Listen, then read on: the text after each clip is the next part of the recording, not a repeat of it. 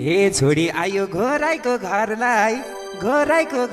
हामी त उहाँ पुगिसक्यो नि हामी दुई भएन ए छोरी आयो घोराइको घरलाई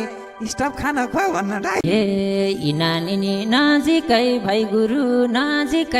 गुरु स्टप खाना 4 वटा है गुरु खाना भन्या छन् ठाउँ दिन 4 वटामा मैले त पाउँदिन कोही अघि तिमीलाई मन्दिया छु अरूलाई खाना खुवाउने होइन भन्दैछु अगार भन्दा टल्केको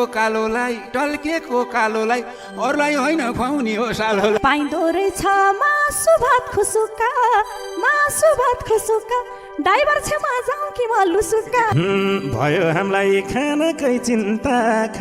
चिन्ता टमाटी नि पानी किन 2-3 टा ए यिनलाई हेर हावाले सुन्ने छिन् म सँगसँगै ढोकामा झुन्ने छिन् स्टाफ खाना भन्या छन्छ खाइदे भोमेट आउँछ म खान्न त खाइदे ए बुटोल हिँड्या कोही छैन साथी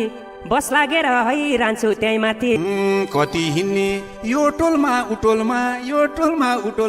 कुन होटेलमा बस्ने हो बुटोलमा हुन पर्छ हामी त खिन्न यो मोटीलाई होटेलमा भात दिन्न गर हामीले भात खाइन्छ पैसा तिरे जे भन त्यही पाइन्छ तिर्न लिनुहोस् मासु भात खान्छौँ अहिले त पैसा तिर्दिने मात्रै हो मासु भात खान्छौँ बुटोलमा सानीमाको घर त्यही छ खर्च धेरै होटेल गएमा कत्रा बोकेका झोला है यिनीहरू 2 टा के साइनो होला 2 बोतल खाइरहेछिन् रौसी लास्टै किचकिच गरिछन्